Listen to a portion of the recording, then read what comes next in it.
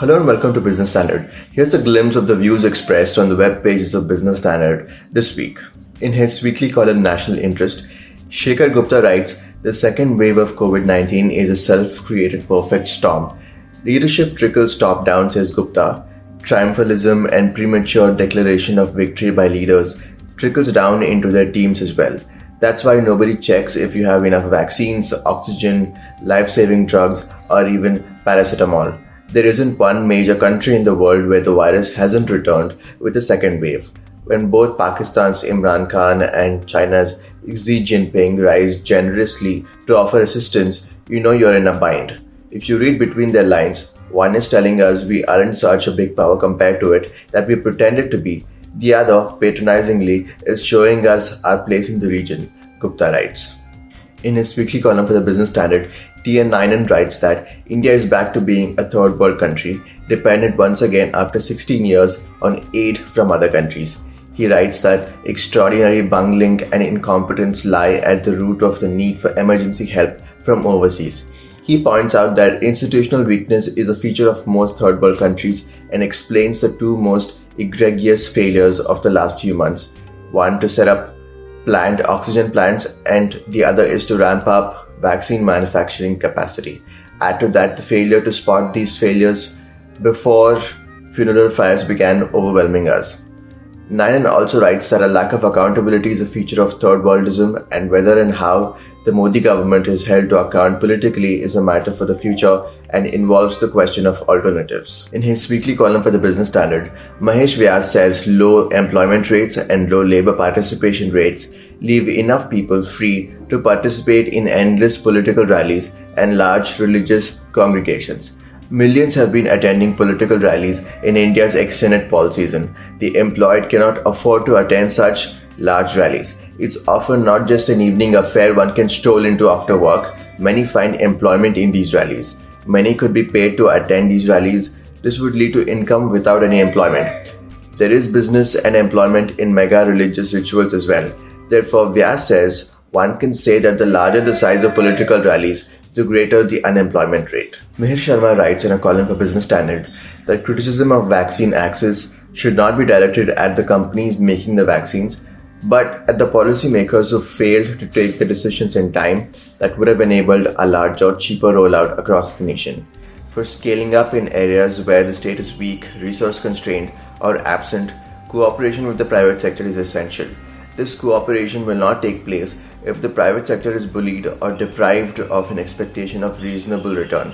The government must stand firm in its defense of the market channel for vaccines, and it should also assure additional vaccine producers that it will defend their entry into the market as well, Sharma writes. Shyamal Majumdar writes that it's been an extraordinary week for many state governments who have all been taken to the cleaners by high courts for doing next to nothing to prepare for the devastating second wave of COVID-19. Looking at the human misery brought about by the oxygen famine, the stinging criticism by the courts is fully justified. The shortage was inevitable to an extent given the tsunami of cases, but the problem is the lack of even basic preparation by both the center and the states. A sharp drop in cases by January lulled the country into a false sense of safety, leading to brave claims about conquering COVID. In the process, even planned projects got a brief burial. The result is thousands of people are dying every day, not of the disease so much as a lack of medical oxygen, Majumdar writes. In a column for Business Standard, Neelkant Mishra looks at the virtuous cycle of capital. Capital availability has strong self-reinforcing feedback loops. The creation of more than 100 unicorns in a short space of time means that large pools of capital are reaching new hands.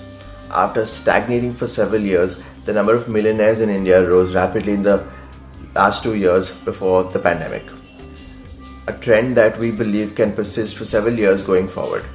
Unlike capital accumulation in dynastic business houses, which is normally deployed into new lines of fully owned businesses, a meaningful part of this wealth is also likely to be invested as venture capital in new startups run by other first-generation entrepreneurs, Mishra said. In a column for Business Standard, Anjali Bhargava says there's no magic wand available to save the airline industry amid the second COVID wave, But the government can step in and make the airline's life easier by taking a series of small steps.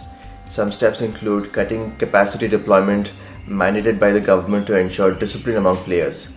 This in turn helps increase yields. The fare bands that are currently in place need to be increased by at least 10% at both ends, upper and lower. Maintaining a lower band remains crucial to avoid the tendency to deeply discount in a bid to outprice rivals, something all airlines need to do from time to time. Globally, governments have stepped in to save airlines from the brink of disaster, but India so far has done nothing to resuscitate the sector. It's now a now or never movement, Bhargava writes. Business Standard writes in an editorial that the tenures of 3 Chief Justices preceding N.V. Ramana, who took charge on April 24th, had not done much to improve the Supreme Court's standing in discharging its constitutional role as an independent check and balance to executive power. Correcting this would be Justice Ramana's chief responsibility, and it will be no small challenge given that he has only an 18-month tenure to do so. His predecessor's legacy has made his task tougher. Justice Ramana is known to go by the book. In the light of past instances, even that holds out hope, the editorial says. Business Standard highlights 2 critical issues the government must address regarding its policy on the vaccination program in an editorial.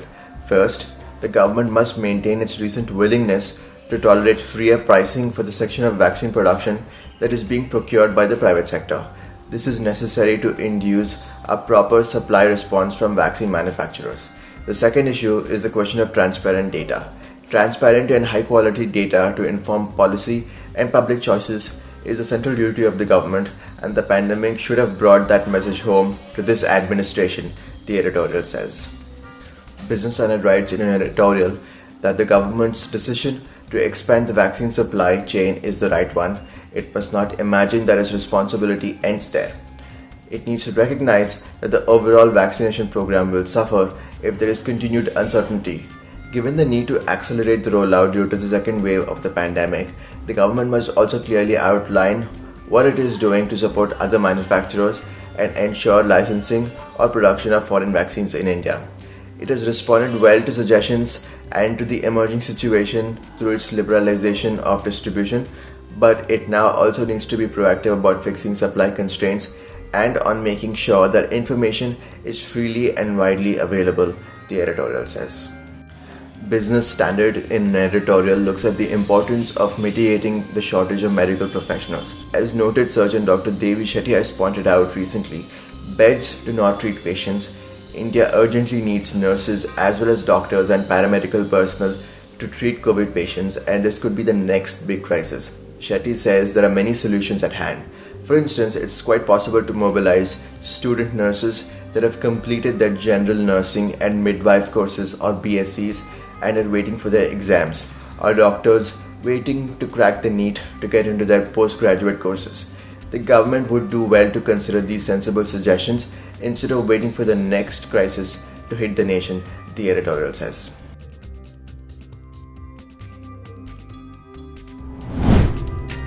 If you like this video, share it and subscribe to Business Standard. For more news, views and insights, log on to www.business-standard.com. Do also follow us on YouTube, Twitter, Facebook, Instagram, Telegram and LinkedIn.